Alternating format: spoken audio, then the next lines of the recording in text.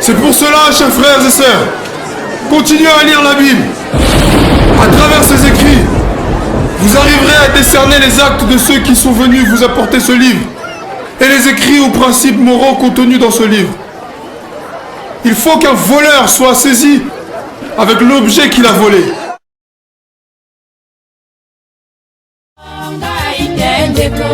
Peut-être bamo susu ondeko asekisaki nga sekoseka likambo ezalaki te ndeko molandi ngai ti epai ya baboti na nga osambwisi ngai ofingi ngai epai na bango esali ngai soni mingi likambo ya ngai te na sango eboye likambo na ngai te ondeko tika na mema kuruze na mapeka mokolo ezali ekoyebana mokolo yango koluka ngai yo ndeko.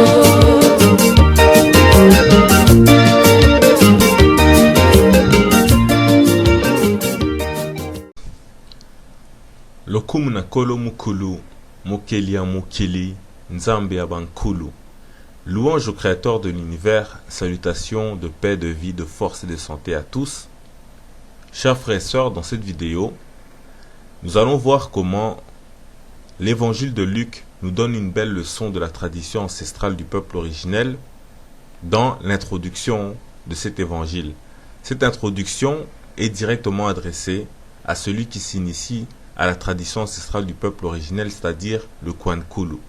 Voilà pourquoi on vous invite tous à venir vous initier à la tradition ancestrale, parce que vous aurez beau lire la Bible, le Coran et même les hiéroglyphes égyptiens, mais en réalité vous passez à côté d'énormément de choses essentielles si vous lisez sans le Kwankulu.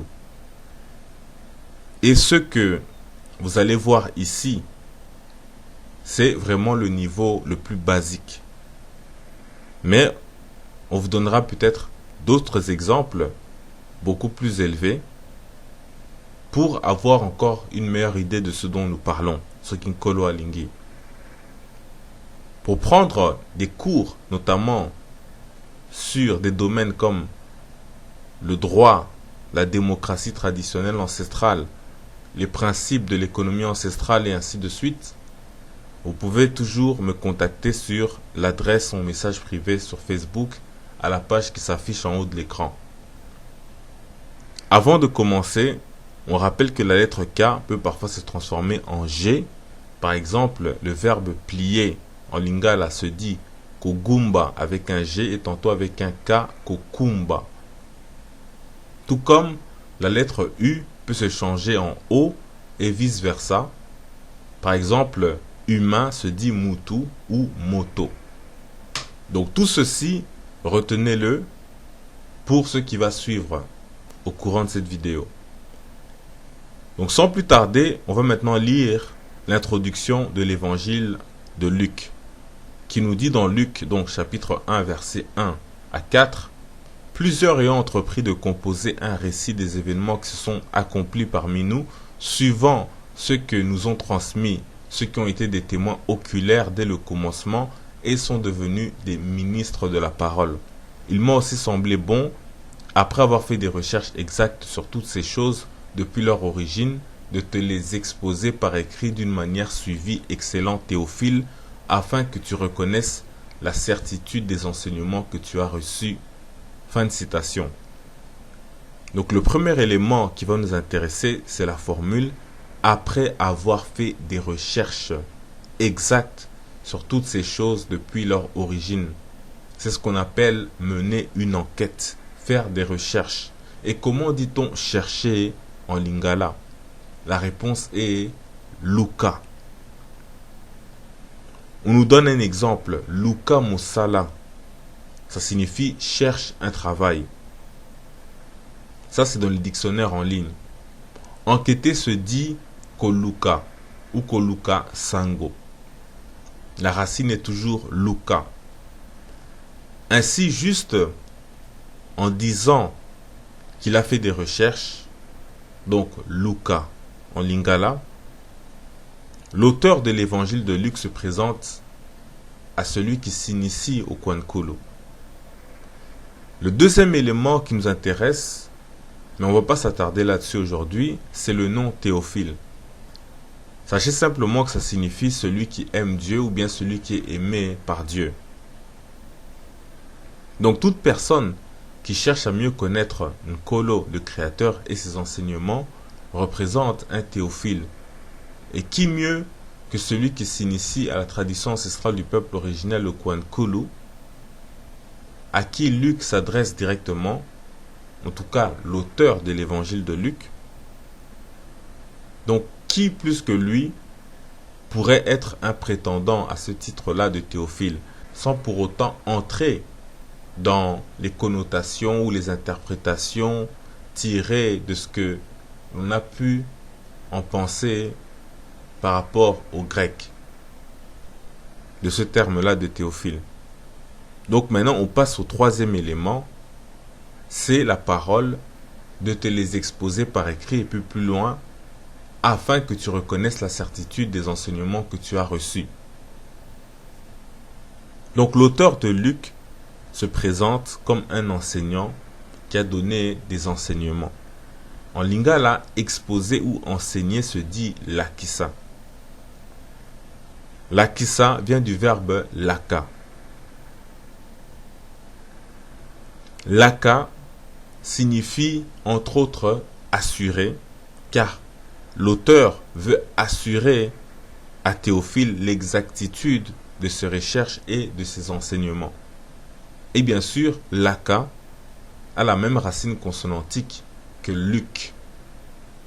Et donc, jusqu'ici, on a vu Luka, qui signifie chercher ou enquêter, lakisa, qui signifie enseigner, laka, qui signifie assurer, voire même conseiller.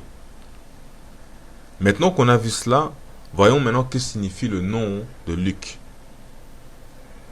Pour ça, on va aller dans le lexique biblique, donc les mots de la Bible, avec leur sens, leur signification. On nous dit définition de Lucas, Luc, qui donne la lumière. On nous dit un chrétien gentil, le compagnon de Paul pour la prédication de l'évangile. Pendant de nombreux voyages, il était médecin et l'auteur du livre de Luc et du livre des Actes dans le Nouveau Testament. Fin de citation. Donc pour cette fois-ci, on ne va pas trop commenter tout ce qui vient d'être dit à propos de Luc, qu'il serait un gentil et ainsi de suite. On retiendra juste que le nom de Luc signifie celui qui donne la lumière. Or, au début, on a vu que Luc a mené une enquête. Et lorsque l'on agit ainsi, l'objectif c'est de faire toute la lumière sur un récit, sur une histoire, sur des faits. Tout comme le fait d'exposer ensuite le résultat de son enquête à la lumière du jour. Donc ça donne la lumière. Souvent, on entend des frères ou des sœurs qui se disent schémétiques appelés les blancs des leucodermes. La leucodermie ou vitiligo, c'est aussi une maladie qui rend la peau blanche. Parce que, il faut savoir qu'on confond souvent la couleur blanche avec la lumière, ce qui est logique. Par contre, dans la tradition, on ne confond pas un homme qu'on appelle aujourd'hui un homme blanc avec la lumière, sauf peut-être lorsque la colonisation l'impose. Fiat lux est une parole qui a été prononcée au début de la Bible dans la Genèse, traduite en grec. Ça veut dire que la lumière soit, donc fiat lux. Donc Luc ou lux ou encore Lucas ou Luca signifie la lumière ou ce qui donne de la lumière. D'où la raison de parler du luxe par exemple comme étant tout ce qui est beau ou tout ce qui brille. Donc nous allons voir que tout cela vient de notre tradition ancestrale. Au début, on a vu que la lettre K peut se transformer en G. En lingala, briller se dit longa. Ce n'est rien de plus qu'une variante en fait de Luka. Donc on passe de longa à lonka avec un K et puis on va à Loka, et puis ça devient Luka. Et pour bien saisir que la tradition a la pleine maîtrise de l'évangile, eh bien, ce même terme de longa, c'est-à-dire briller, signifie aussi enseigner ou éduquer, c'est-à-dire exactement la façon dont Luc se présente dans son introduction. Dans la prophétie de Fumu Simon Kimbangu en 1921, il a prophétisé la venue d'un enseignant qui va en quelque sorte réécrire les textes sacrés bibliques. Et c'est un extrait en fait de cette prophétie que vous voyez habituellement avant chacune de mes vidéos.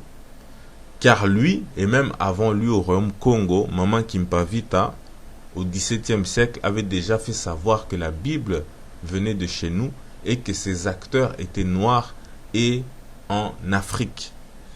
Toujours est-il que Fumu Kimbangu a donc prophétisé un enseignant, c'est-à-dire un longi. Et du coup, Némoin Nansemi, qui est à la fois un homme politique et un chef religieux du Congo, s'est proclamé Longia Congo. C'est donc l'enseignement, si vous voulez, l'enseignant du Congo. Donc, il dit que c'est lui qui avait été prophétisé. Et si on va dans les dictionnaires, au terme doctrine, on nous dit doctrine, ensemble des connaissances dans un domaine religieux, politique, scientifique, par exemple doctrine chrétienne, musulmane, etc. En lingala, donc, on nous dit c'est Mateya ou Malongi. Mais le terme enseignement aussi, c'est Malongi. Le ma n'est qu'un préfixe du pluriel, la racine est longi. Mais ça se dit aussi Malonga. Dans les dictionnaires lingala français de Kawata à Shemtem, Longa signifie éduquer et élever. C'est-à-dire ce que Luc est en train de faire avec Théophile ou avec le Théophile. Ainsi, nous avons donc Luka, chercher, enquêter, Longa, briller, Longa, enseigner, éduquer. C'est-à-dire que vous avez en un seul mot, en lingala, ce mot-là, Longa, non seulement le sens ou la signification du nom de Luc, c'est-à-dire briller, mais en plus, vous avez la façon dont il se présente dans son évangile comme un enseignant, un chercheur, un éducateur.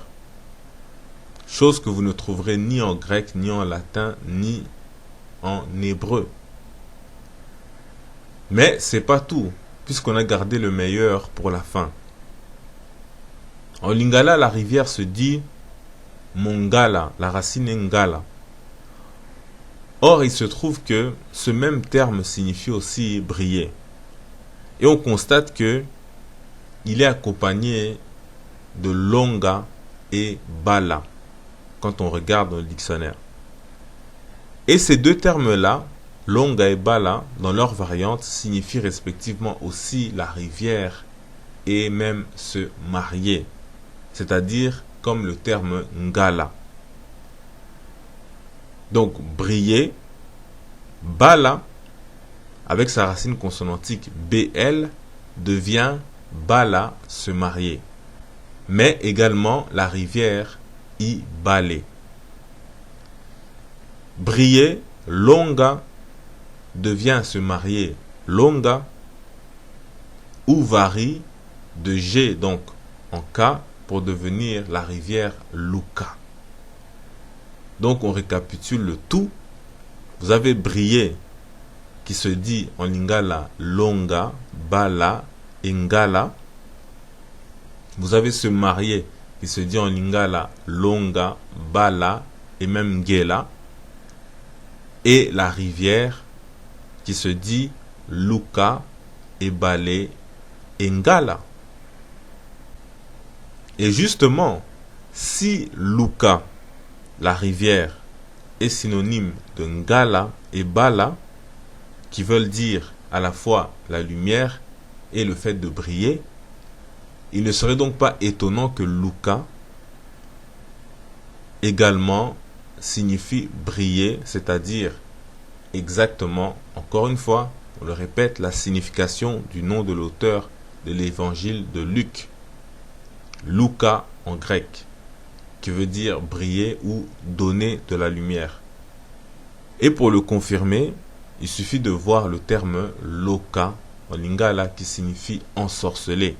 Et si vous allez chercher le premier synonyme de ensorceler, eh bien vous allez tomber sur briller.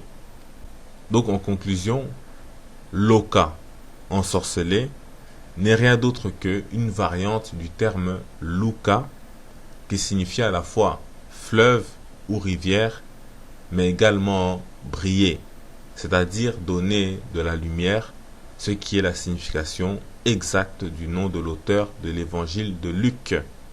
Ainsi, on a vu en lingala luka, chercher, loka, ensorceler, briller, luka, fleuve, briller.